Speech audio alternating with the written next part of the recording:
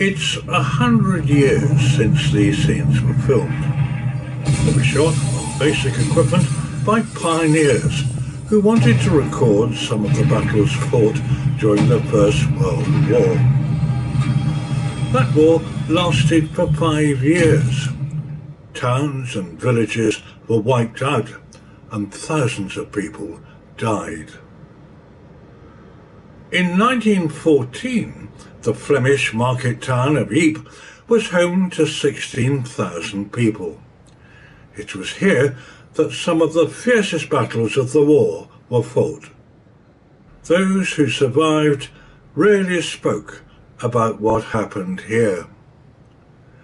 This man, like many others who served in the trenches, would never discuss the war, even with me, and he was my father.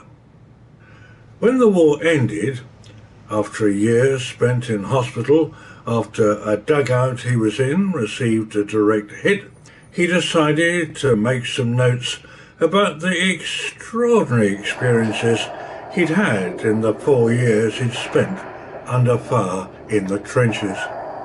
When he finished, he put his notes away in an old cabin trunk.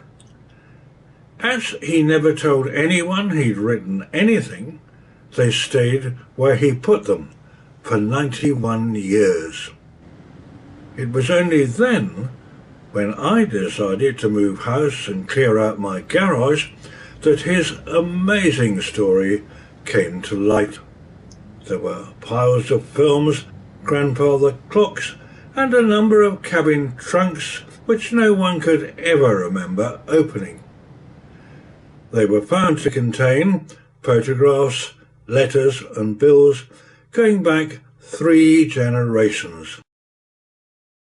It took me 2 years to restore the photographs, transcribe his words and add a brief introduction to bring them up to date. I then arranged for some copies to be printed as a limited edition book. Here is a little of what it revealed. It was at Ypres, where I had to lead my men across a swamp towards a forward trench. As we moved forward, a German aeroplane suddenly appeared, swooped down over our heads, and machine gunned us. I flopped down, hoping the earth might open and swallow us up. But it was then that I discovered that I'd flopped on the partly buried body of a man who'd evidently been lying in the sun for some time. The trenches were now so full of dead bodies that it was impossible to move without treading on them. The silence was oppressive.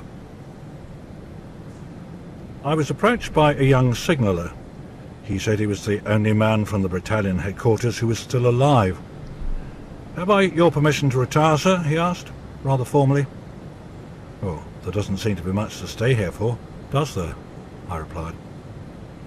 As I hurried along, the shelling started again, and I hoped I'd continue to be lucky. Now, exactly 100 years after Dad put his notes in that trunk, his extraordinary story has been brought up to date and is being issued again.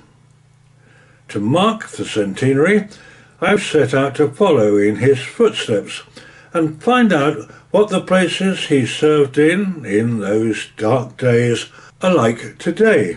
I'm going back to some of the places he described in his book.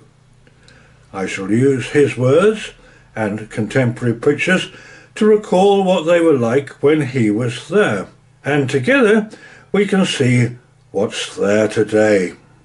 So come and join me, and let's find out how much the world has changed in 100 years of war and peace.